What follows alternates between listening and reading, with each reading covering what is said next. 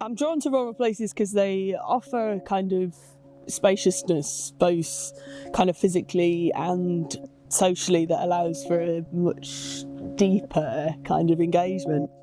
And there's a real sort of tangible connection between people and the land, a kind of shared understanding that things take time and that creativity grows through care and reciprocity.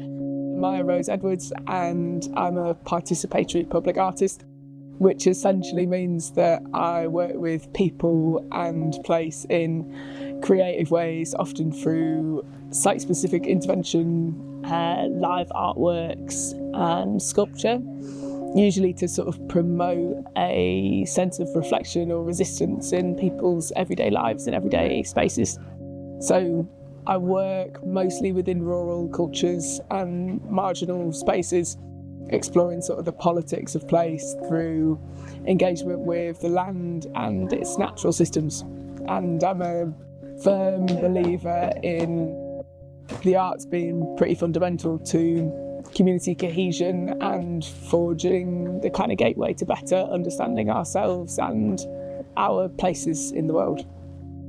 So the BorderLands theme spoke pretty directly to me and my practice as a kind of embedded and ambitious, socially engaged project, which was also kind of like an urgent and timely interrogation of borders within a wider global context. That being explored between 3 small towns in England and Wales felt like a kind of hotbed of possibility, really.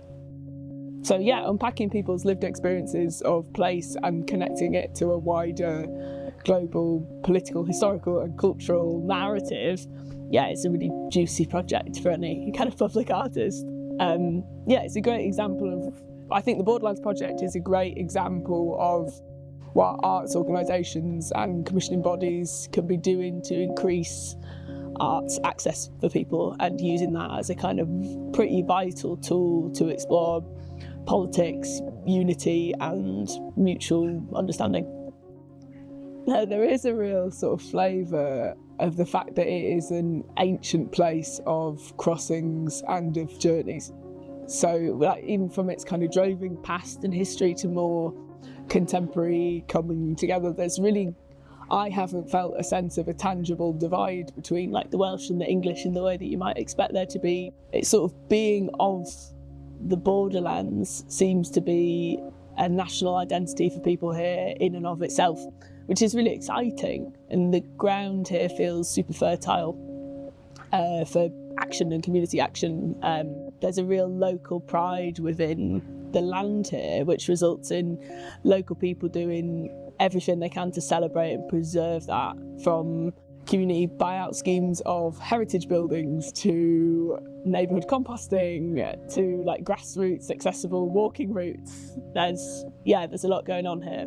Yeah, there's a real sense that people are trying to build something from this kind of non-place and to really sort of thrive within the margins, which is really hopeful feeling.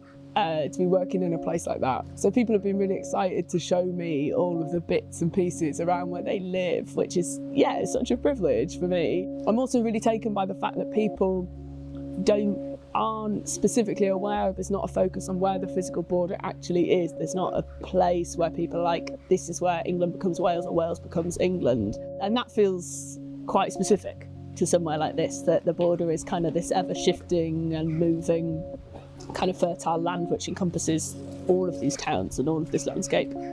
There's also a really strong kind of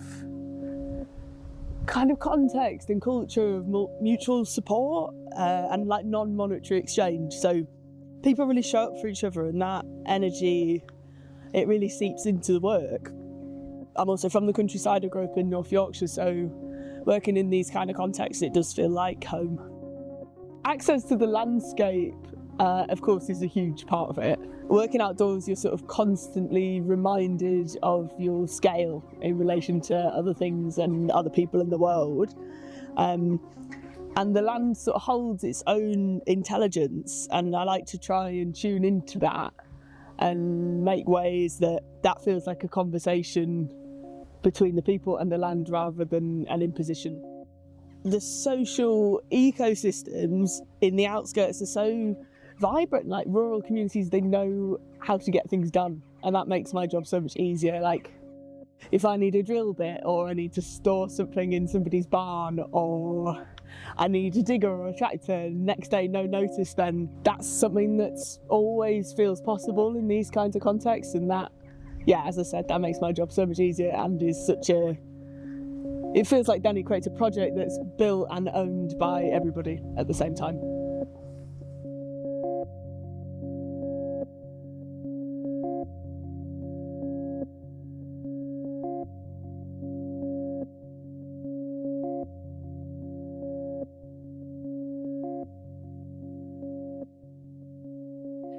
Let's go that way.